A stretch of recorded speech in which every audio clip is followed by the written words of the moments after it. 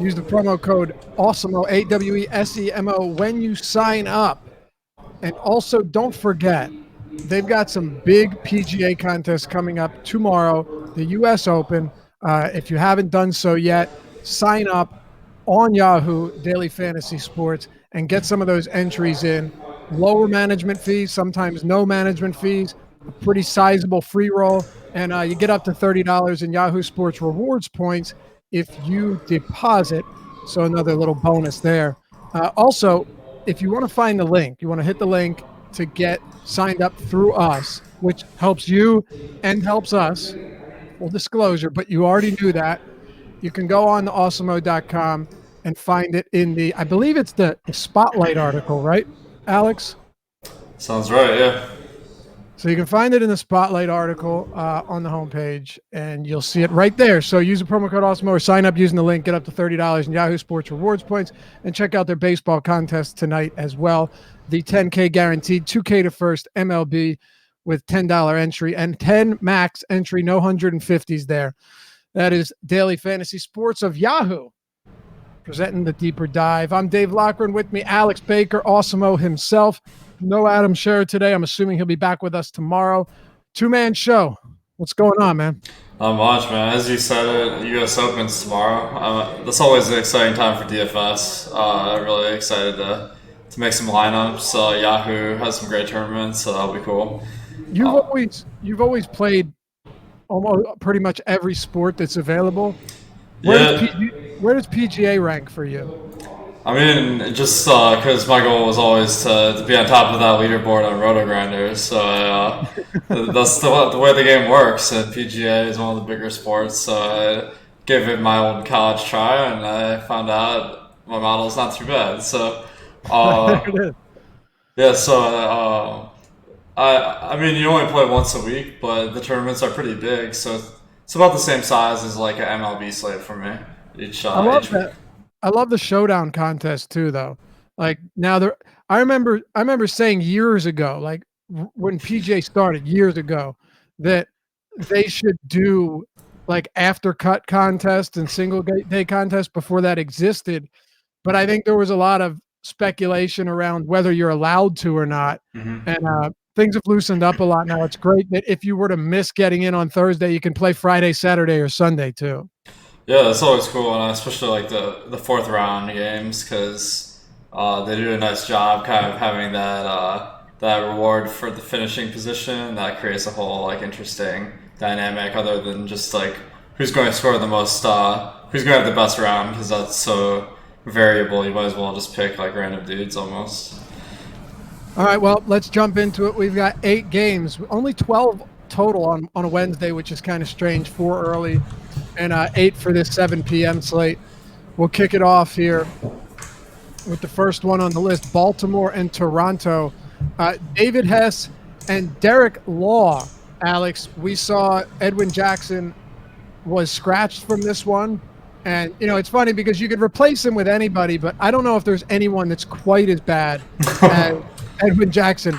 It's to say that Law has been very good. Out of the bullpen, he's got an ERA upwards or close to 6, a whip of 1.58. And while he strikes out more than a batter per inning at that level, it hasn't been much it shouldn't translate that much as a starter. So I don't know what type of pitch count we're going to see here. The most he's thrown in the past 2 months is 40. That was his last time out.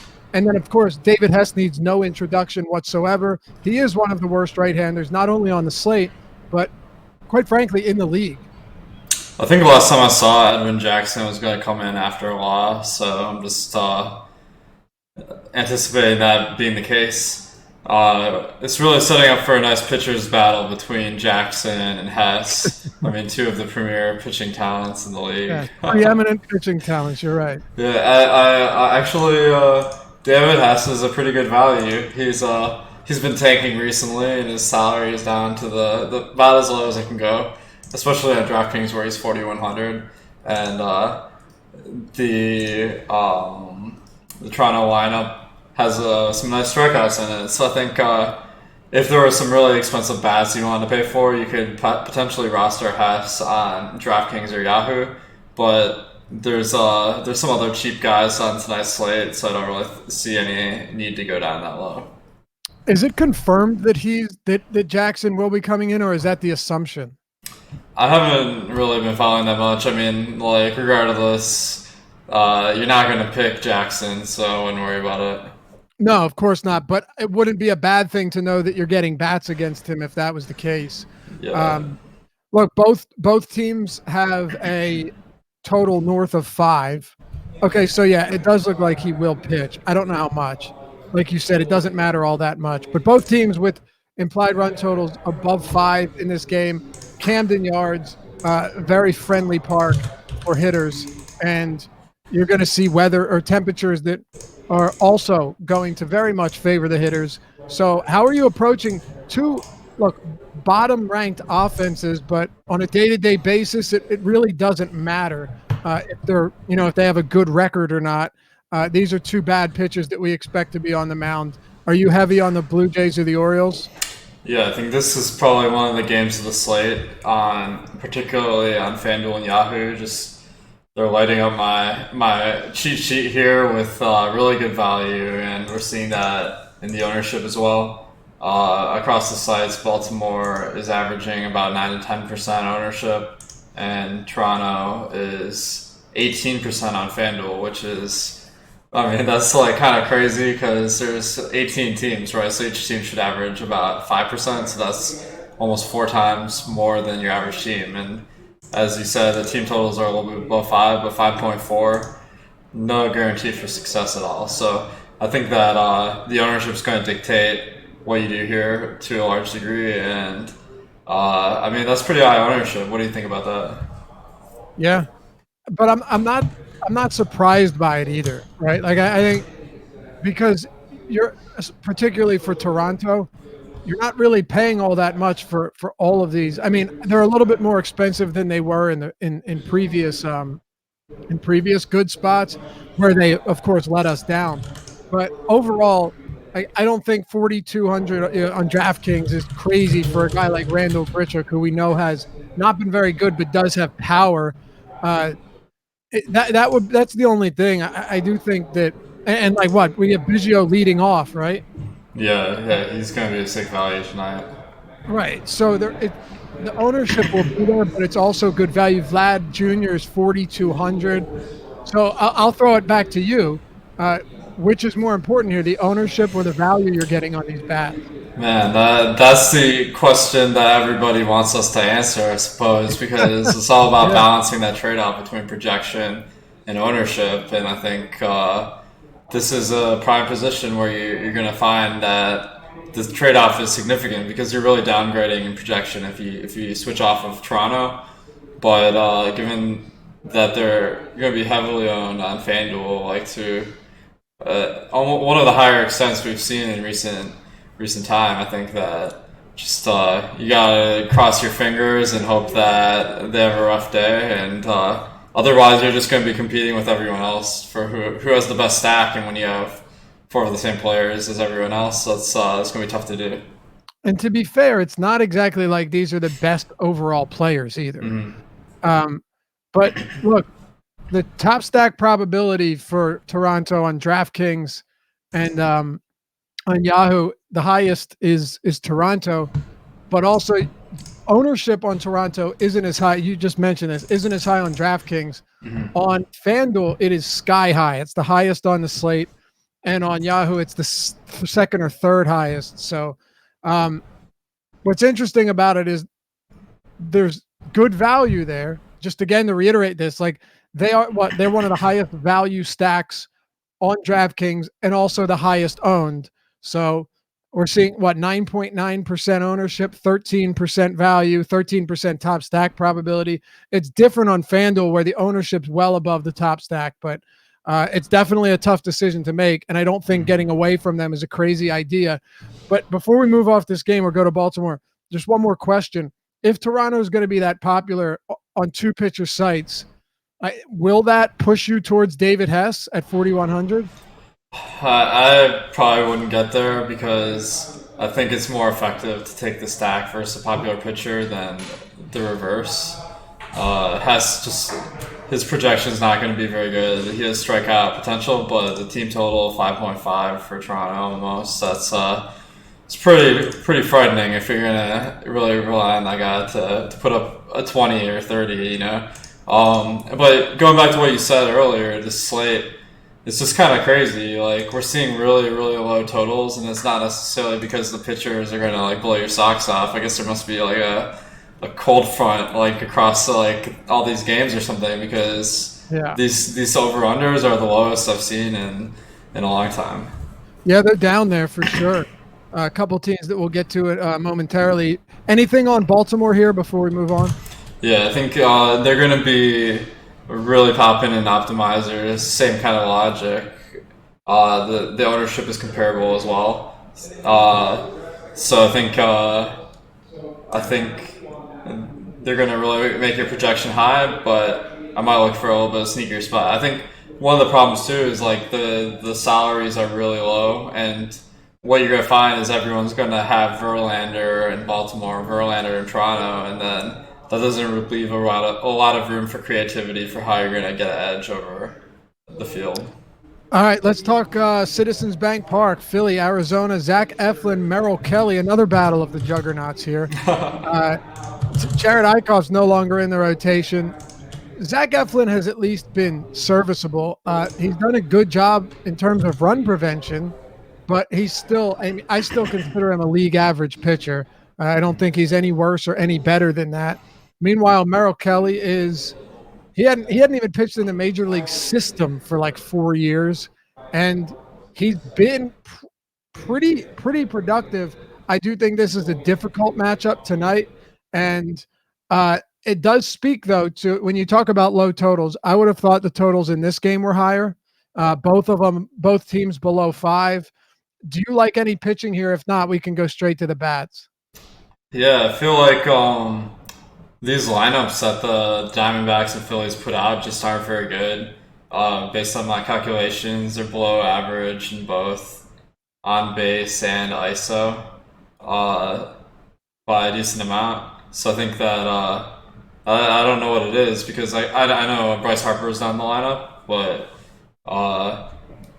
the lineup they put out just isn't that good. But the pitching, the prices are up there too. Like Merrill Kelly for the only site where he's really priced decent is Yahoo at 31, and then Zach Eflin's pretty high priced on all 3 sites, and these guys average 18% and 19% strikeouts on the year. That's just not enough to really have a lot of fantasy value, and certainly not enough to like justify paying like a mid-range price. Right, that's kind of the thing. I mean, even if Eflin might have a better matchup, you have somebody like Brandon Woodruff that's just a significantly better pitcher at $1,100 less. And I think there's a lot of that on today's slate. Do you like bats from either Philly or Arizona, either individually or in stacks? Yeah, I think on Yahoo, Arizona is really popping out as a great value, particularly Ildemaro Vargas batting second at $9. That's pretty good value. And he's also priced very well on FanDuel. And then for the Phillies, they are really popping on DraftKings and Yahoo. And I think they're definitely going to garner a lot of ownership, but they're good value and maybe a reasonable pivot away from that previous game we were talking about that might have more ownership. Yeah, it is, however, unfortunate that there's no Bryce Harper at his price point in this lineup. I know, yeah. It's like, man, getting Bryce Harper at like an average price point is kind of crazy. Like, what do you think that is? Like, are they pricing down the stars just so it's easier to build a lineup, or what? Dude, your guess is as good as mine. Honestly, my only assumption, it always seemed like DraftKings would price guys up or down based on ownership as well, and how frequently they were played. But Harper is it that he hasn't been that good? I mean, is that what it is? Is it just like his production is factored into this? Well, the crazy thing is, like, he has been pretty good this year. I mean, not for fantasy, I guess, but like the numbers overall are significantly above average. He always has a prime spot in the lineup, so I'm a little bit confused about it. But I mean, we have to deal with what we're dealt here. He's obviously not in live today, but just a really great guy to roster every single day.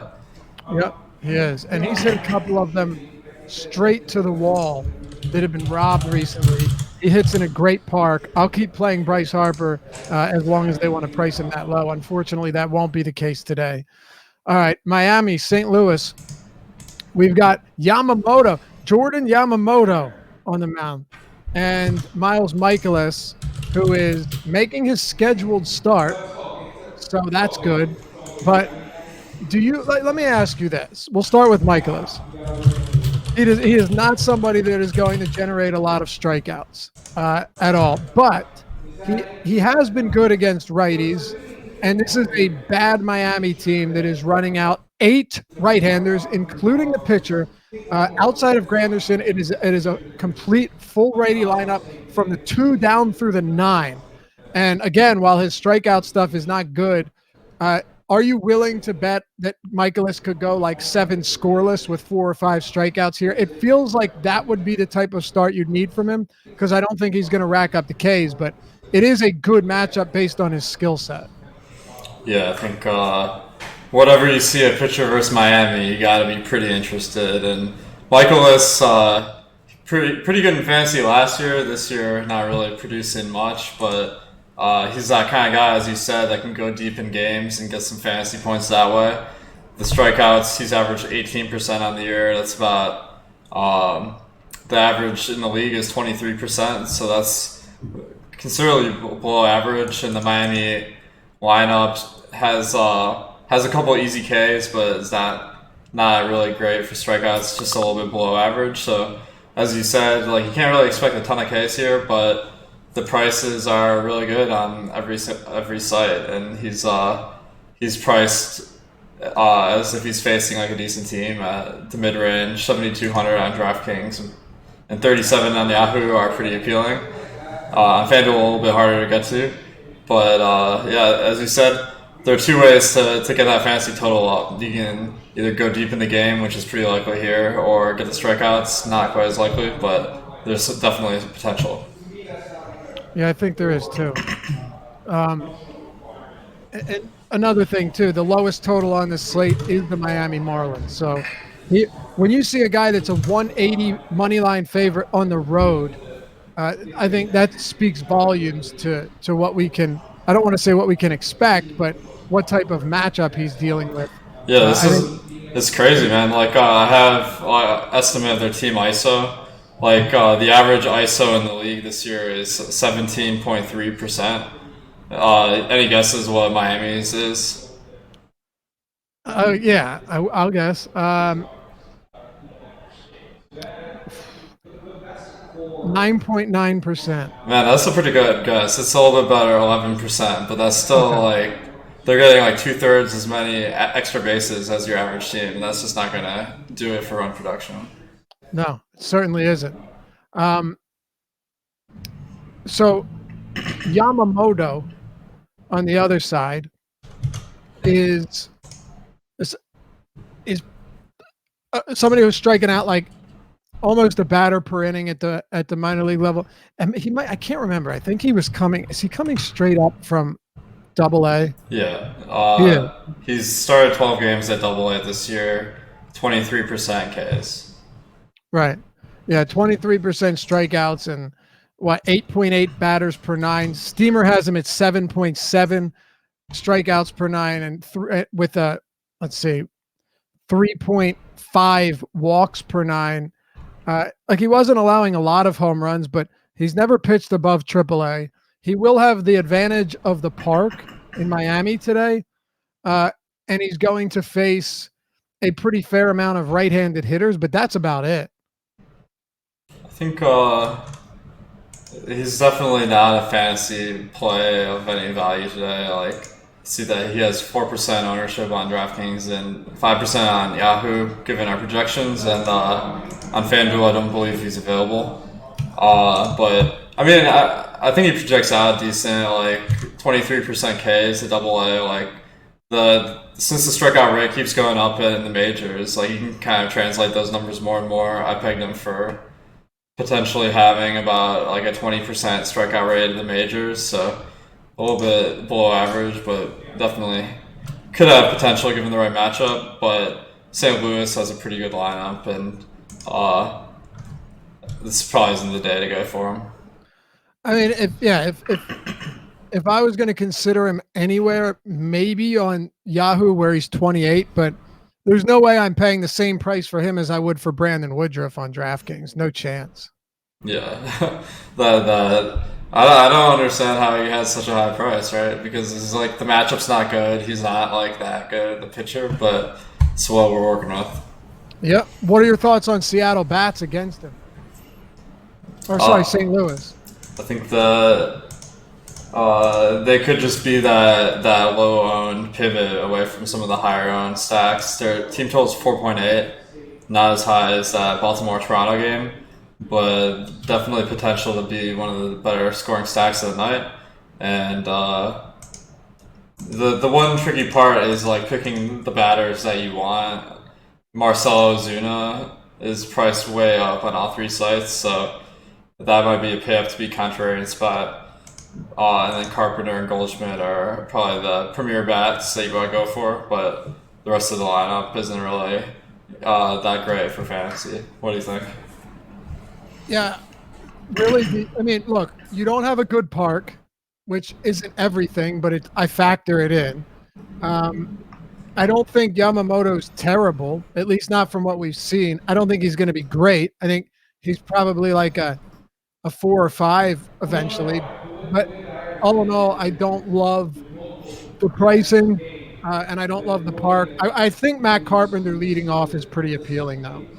Yeah, definitely. I mean, he's got some good pops. So I think facing a guy who's making his first major league start. I mean, I don't like going into the narratives, but like if you have a star player going against some guy who's never pitched before in major leagues, like how can you not like that? Right, or pitched in the AAA level. Right. Yeah, exactly. So I don't hate it. I don't know if I'm interested as much as you would think you'd be against a AA pitcher, but Carpenter is a solid option here. I'm assuming you're not big on Miami bats. Man, I like to say I am because we might get that soundbite for when they get 15 runs and could take victory laps for the rest of the season. But right. 3.5 team total is just not going to do it. I think Curtis Granderson maybe is a one-off leading off. Okay, let's move to SunTrust Park. SunTrust Field? Park. We'll go with Park. Where it's Soroka and Mitch Keller, who made his MLB debut 2 weeks ago and got knocked around. I mean, it was a pretty brutal start. He did strike out 7 batters in 4 innings, but only had like 8% swinging strikes, which is a little bit concerning. Now he faces an Atlanta team that has been running pretty hot right now. Did you see that 4 home runs in the second inning against Chris Archer yesterday? Man, that's sick. It's crazy, but I think the biggest thing is Soroka is a very good pitcher. However, I just don't see how I can pay that much for him when he just isn't a high strikeout guy. Adam and I discussed this, I think, last week. 8 innings, 1 run, 6 Ks. He still didn't get the 30 fantasy points, and that was with the win points. He just isn't a very high upside arm, which makes it much more difficult for me to get to him when he's priced very similarly to Justin Verlander. Do you have a different opinion? I concur. I think the striking difference is that his ERA is 1.4 and his xFIP is 3.5. So, I mean, if you go off that 1.4 number, like you can see how they arrive at that 10.5, 10.6, or I guess he's 10.9 on DraftKings, 48 on Yahoo. And, I mean, I like Mike Soroka, but he's no Justin Verlander, you know? Exactly. And Pittsburgh's not a very heavy strikeout team. While Milwaukee's good, they strike out a lot against righties. The matchup is just exponentially better for similarly priced JV. And then on the other side, Mitch Keller, again, got beat up in his first start, is one of their highest ranked prospects, but I don't see him faring all that well today. What are we thinking about hitting in this game? I think that there's some really standout plays on a few sites for Pittsburgh. I mean, that team total of 4 is pretty scary, but Kevin Newman leading off for 7 on Yahoo. And Corey Dickerson is really well priced on every site. He's got some power, so I think that he makes a nice one-off. As far as the stack, I think that maybe just a really contrarian play if you want to go for a Ricky Bobby strategy or something. I like that. And then Atlanta, one of the better teams to stack up on the night. High team total, about 5. They got some really solid fantasy players in Acuna, Freeman, and Donaldson, and the rest of the guys have decent power. So I think that you can really go there, and it's going to be a lot more contrarian than some like Baltimore, Toronto, because for example on Yahoo, Acuna is 21, Freeman is 26. Like those prices are just not going to show up in optimizers, and that's something you can exploit to get an edge. All right. Yeah, Atlanta is one of the best teams on this slate, no question. And another thing, you're seeing with the warm weather that SunTrust is starting to play really friendly. It's only going to be around 70 degrees today, but I still have no issues going to Atlanta. A really solid team here against Keller, and I mean until I see it, I'm going to believe that Keller is still going to give up runs in bunches. I think he's good, but he's just one of those guys that while he has a high ceiling, I also think he has an equally low floor at this level. Anything else on this game? Yeah, actually, like Keller is kind of the opposite of Soroka. His ERA, 1 start, but 13.5, and the xFIP for that start was 3.5. So apparently he pitched pretty well on that start, and that's just baseball. Yeah, I mean, look, he's one of the more highly touted prospects in the league. So I would expect him to eventually be good. But I'm not gonna. What I'm saying is I'm not assuming that he's good yet. Mm-hmm. And I think it might take him a little while. But he's one of the Pirates' top arms. So it's not like he's a complete gas can either. Would be the point. Yeah, exactly. Atlanta's kind of like the opposite of Miami, where like you just aren't going to want pitchers versus them, but probably not a terrible pitcher. Like if it was a better matchup. Do you find it's easy to stack Atlanta on DraftKings? I'm seeing some higher ownership than I would like, but the team has a ton of potential. The only batters that are above average in value are Acuna and Donaldson based on my projections. So they're a little bit tougher to stack, but I think that's just going to make them a little bit contrarian. So I think that it's a pretty nice play. Yeah, I was just looking over this team. If you're playing Verlander with like a 5-player Brave stack with the top middle of the order, it's going to be tough. But I think it can be done. It's just going to be tough. So. We'll see. Anyway, you let the crunch do the work for you. Minnesota and Seattle. We've got Jose Berrios and Tommy Milone as your expected long reliever.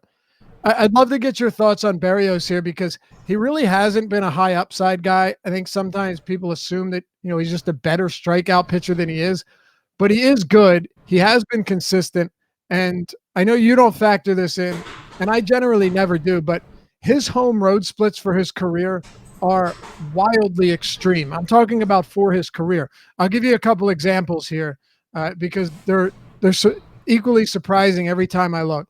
So he's been in the league since 2016. Excuse me. He's pitched 238 innings at home, 242 on the road, so almost identical. He has a 3.79 xFIP at home, 4.87 xFIP on the road. So it's it's more than 1 run higher on the road across 240 innings at both. His K rate's 25% at home, 21% on the road. And remarkably, his home runs per 9 at home, 0.68. On the road, 1.68. So a full home run per 9 higher on the road across a pretty significant sample. What do you make of Berrios here against the Twins or a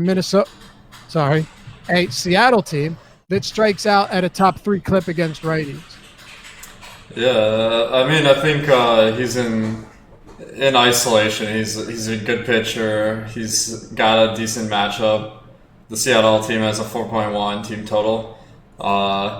And I don't want to discount the possibility of splits having some significance. Like, as he says, pretty striking difference. There are reasons that could explain that. Like, some players, maybe they don't sleep well on the road or something. Who knows? But it could be, yeah. Yeah, I don't want to speculate too much, but the main thing that I'm seeing is on FanDuel and Yahoo, he's a significant discount from a guy like Verlander. So 9,600 on FanDuel, 44 on Yahoo, kind of that mid-range.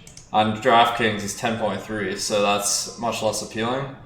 So I think that if I was going to pick him, I'd probably do it on FanDuel or Yahoo. Yeah, I think that's reasonable.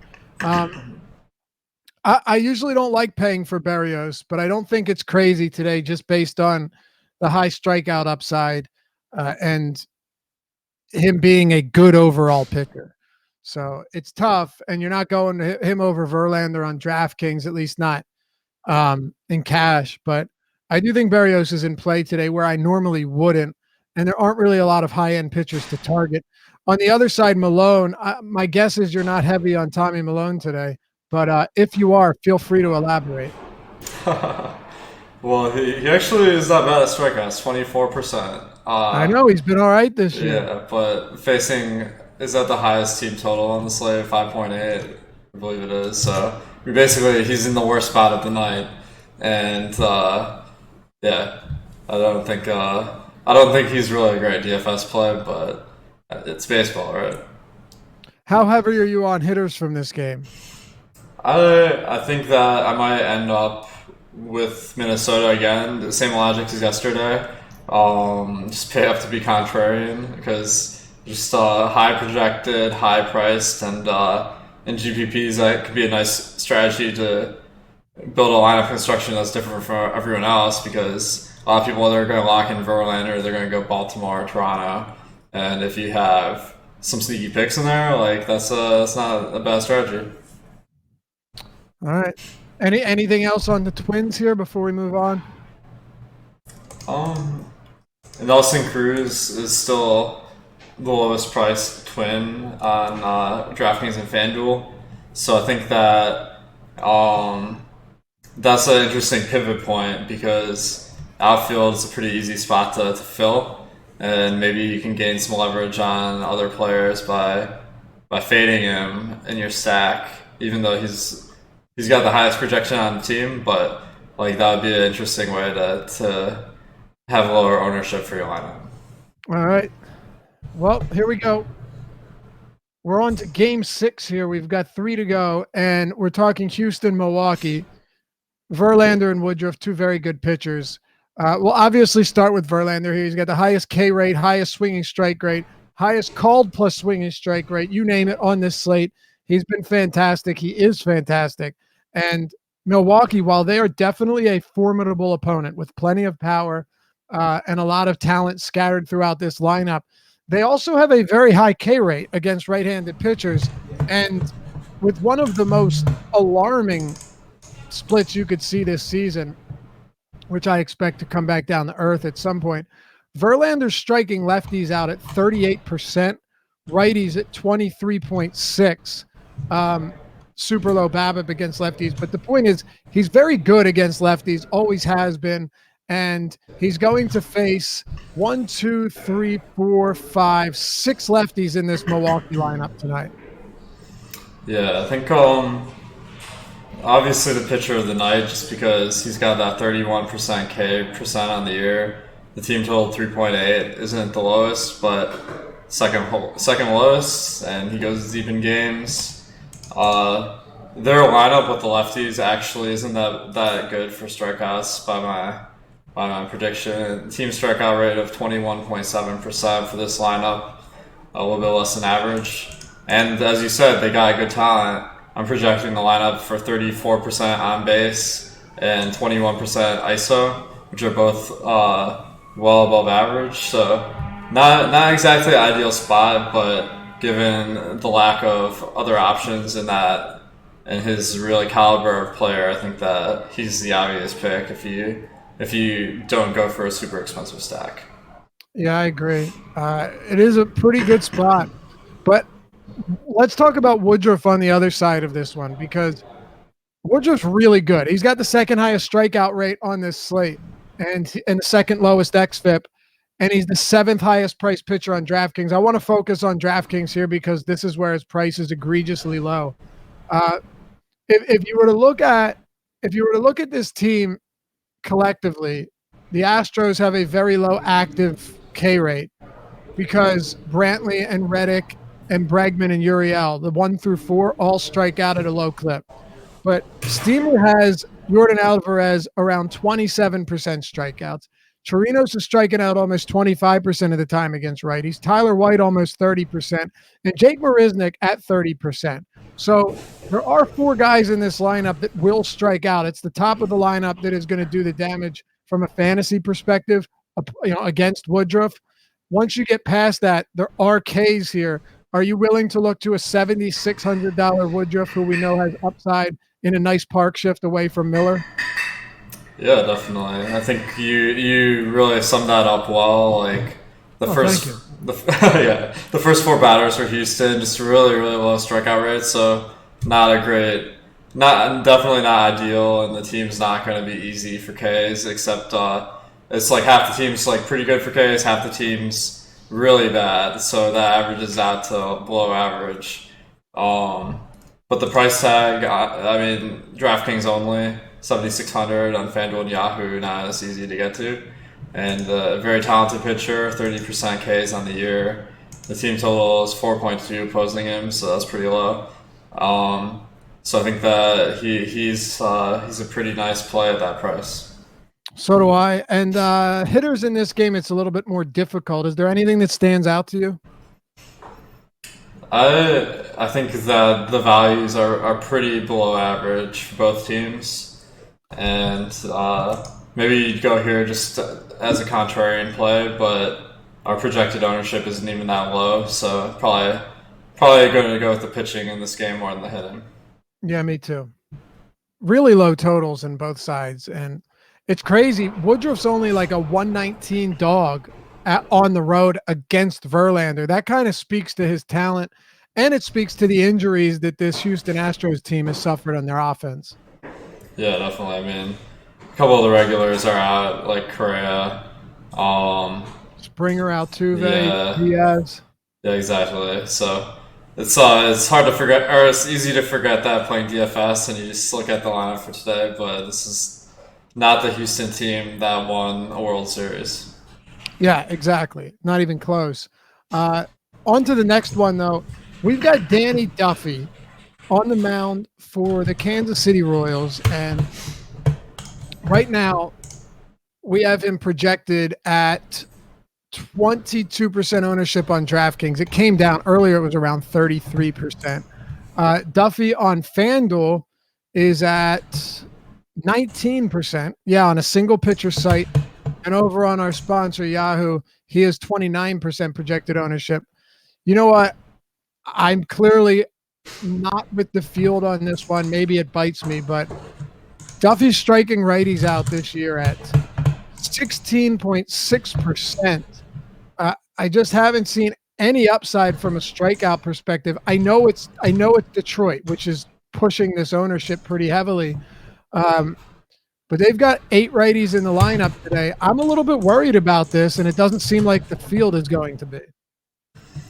Yeah, I think the field really thinks this is going to be a pitcher's duel.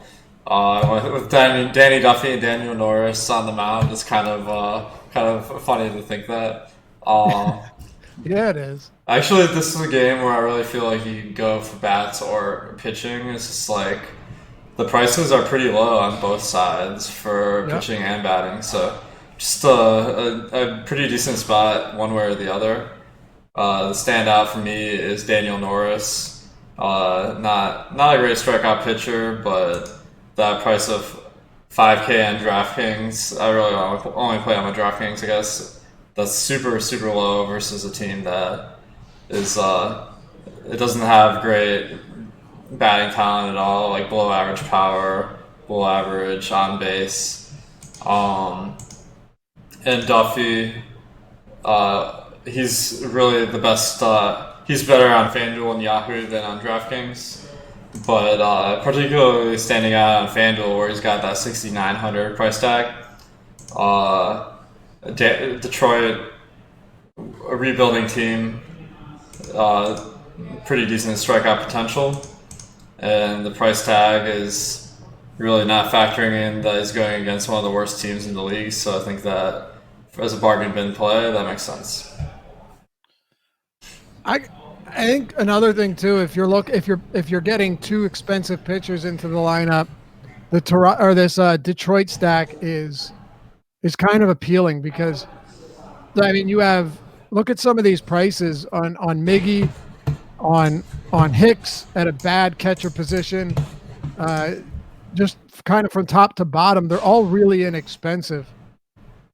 Yeah, I mean, I was recommending that Miggy fade, and he hit a grand slam. So I guess if I say I'm not on him, does that mean he'll hit a grand slam again? I didn't even think you recommended a fade. I thought you said he was too cheap, and then we kind of just laughed it off like, oh yeah, well, he's terrible, and he ended up hitting the grand slam anyway. Man, we're gonna have to recreate this situation completely if this is gonna work. All right, let's try it again. Your thoughts on Miguel Cabrera at 3,600 on DraftKings? Yeah, just really low price tag for his career numbers, but his ISO this year, his power, just was super, super low. Like not getting many extra base hits until that grand slam that really probably created a fantasy play of the day. So I think you could go one way or the other. I really wouldn't have a strong take on it. Yeah, I don't either. Even in Detroit stacks, if you're not playing Miggy, I don't think that's crazy. Do you have any other interest in this one? Any specific bats from either side that you want to get to before we get to our last game? Yeah, one guy who's really great value on FanDuel and Yahoo is Kelvin Gutierrez. He has decent stolen base upside, not a lot of power, but I like that lineup spot of 5th in the order, and at 2,107, just a really good one-off. Yeah, even at 35 on DraftKings, it's not a crazy play, but FanDuel and Yahoo, it's like minimum salary is quite the difference. Let's get to our last game here. San Diego, San Francisco, Joey Lucchesi, Sean Anderson. I think we'll have some site-specific discussion here based on Lucchesi's price point on FanDuel, which to me is shockingly low and makes no sense at all. Yet he is projected at 18% ownership, basically the same as Danny Duffy, which is, again, kind of interesting. Still one of the highest projected owned pitchers on the slate against a bad San Francisco team that ranks towards the bottom of baseball in literally everything. WOBA, ISO, WRC+, 29, 29, 29. And unlike seasons past, this is a bad team. Bad strikeout team. 20, I think it's 25%. Yeah, eighth highest clip against lefties. So it is a very good spot for Lucchesi. His price is different on all three sites. What do you make of him? And then we'll talk Sean Anderson. Yeah, I noticed that we got 13 minutes till live before lock, so I have a lot of thoughts in this game. Perfect. Lucchesi. Yeah, as you're mentioning, the Giants aren't as bad a strikeout matchup as they once were, especially with today's lineup. I project it to be a little bit above average, and you have that 3.5 team total. That is familiar because it's the same team total that Justin Verlander is facing.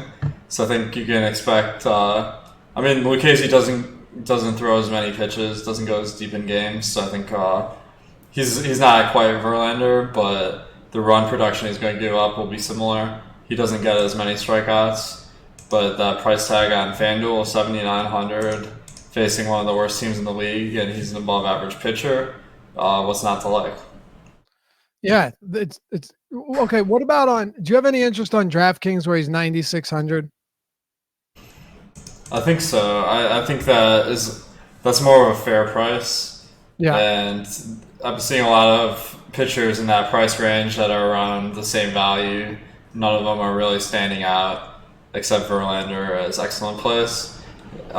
Usually on DraftKings, like you go like cheap and expensive, but maybe one of the contrarian plays today is you take Lucchesi, you take Berrios.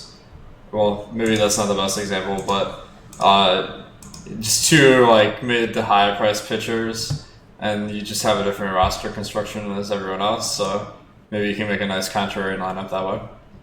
all right. With Sean Anderson, this stood out to me a bit because Duffy was garnering a lot higher ownership.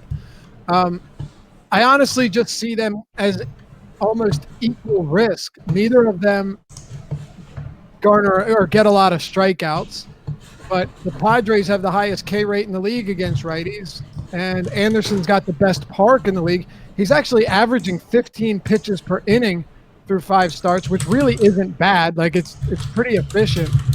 He hasn't been very good. He hasn't gotten a lot of missed bats, which clearly has hurt his production. But all in all, at a near $1,000 discount from Duffy, I don't think it's a crazy idea to play him against one of the heaviest K team in the league against righties. What are your thoughts on a guy like Anderson? Yeah, I have to agree with you. Like, he doesn't have a long track record in the majors. Only this season, 5 starts at 13% Ks, which is pretty terrible. But there is signs that maybe he is better than that. At AAA this year, over 7 starts, he had the 25% K rate. Yep. And the strikeout rate, I haven't looked at it recently, but I feel like the strikeout rate in the majors and AAA is pretty comparable at this point. So I think like the true talent level as far as strikeouts is somewhere in between that range. Maybe if you average 25 and 13, you get like 19. Maybe that's 20 or so percent makes sense for what he has, what he throws. Yeah. And this team is just an amazing strikeout matchup. The opposite of Houston, where we have Tatis and Myers at the top of the lineup. Well, I guess this lineup's not out yet, and San Diego really mixes it up, so we can't really call the shot here, I guess. But if that's the start of the lineup, that would be pretty appealing since those guys strike out about 30% of the time. So I mean, these are guys that are going to be swinging for the fences, and anybody can get strikeouts in that situation. The team totals. All right, so far we're 2 of 2. I'm with you on both of them. It's a good thing. What about hitters here? I mean, great pitchers park, but it doesn't mean runs can't be produced. Are you targeting some Padre bats, assuming the lineup looks good? I think you can definitely go there. Tatis is like huge, really high price tag, so I probably wouldn't go for him. But all the other guys are pretty reasonably priced, and maybe you can make a nice contrarian stack there. That 4.2 team total isn't really that appealing, but I think you could do it, and it could be a good differentiation play. What do you think? Yeah, if I'm going to go to either team, I'd take the team that actually has power, and that would be the Padres. It's that simple for me. It's not that doubles and triples can't be gapped into that spacious outfield, but I don't really think it's necessary. Like if I'm going to go with a cheap, bad team, I'll go with Detroit. Yeah, I think over San Francisco, I mean. Yeah, it's hard to get to San Francisco today. Like, if they're priced a little bit better, or like maybe, but it's just like one of the worst spots of the day, and they're not priced like they're bargain priced or whatever. So don't really see myself getting there, but you never know, I guess. Like, I still have them as a 1.8% chance of being the top stack of the day, and I mean that's gonna happen 1 in 50 nights. So that's right. That's why we play the game. Exactly. All right. Let's see here. We got 7 minutes to go. We don't have to kill all of it, but I will say if you haven't checked out awesemo.com, you got Awesemo Plus subscription. We would invite you over to the site awesemo.com, AWESEMO.com. Use the promo code Deeper Dive. If you want to sign up for a plan, you'll get 50% off your first month of subscription. That is including the lineup builder, including the MLB, actually all of our ownership projections, player projections. We've got them for all of the main sports and a lot of the niche sports. Alex's top stack tool, the Fantasy Cruncher add-on with Fantasy Cruncher Pro and lineup study. There's more than I can get through. All of the great articles that our guys pour a ton of time into each and every day. But all of that, by using the promo code Deeper Dive, you get 50% off the top. And say what's up in the Slack chat. We'll show you around when you get there. I think that'll do it. Anything else about awesemo.com you want to throw out there? You are the man behind all of this, so I feel it's only right to toss it your way. Yeah, I mean, this is all the information that I use on a daily basis. So I feel like my track record is pretty strong in baseball. So it's the raw materials you need to win in today's game.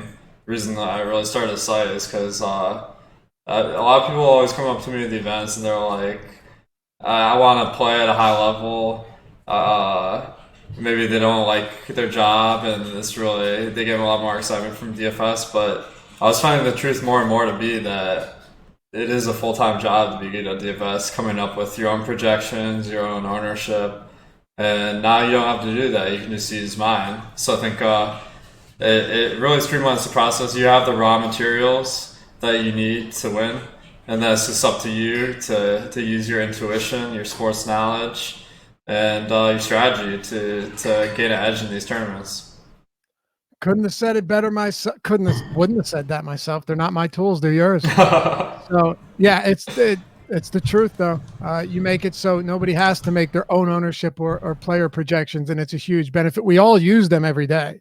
Everyone that's at awesemo.com. So, all right, man, top stacks. What do you have? It's a weird slate. I mentioned to you before we got started, like there's no super high totals. There's a bunch sitting around that low 5 range, and there are some bad pitchers on the mound, but I don't know if any team's really sticking out outside of Toronto on FanDuel and Yahoo. I don't know if any team's really sticking out as the clear top owned stack that is just going to be chalky across the board. Yeah, I think you're right. Like Toronto and Baltimore, Minnesota, all garnering a lot of ownership. Philadelphia. There are some really contrarian spots where the teams have pretty good potential, though. So I'd recommend Atlanta and St. Louis as some spots maybe that go overlooked that have close to the potential of those higher spots. What do you think? Yeah, Atlanta. They're expensive. They're really expensive, but I like them a lot today. Toronto. On DraftKings specifically, I was surprised to see Toronto's ownership isn't that high, or at least it's not projected that high given their pricing, right? 13% top stack probability, and ownership is below 10%. So there's still a little wiggle room there.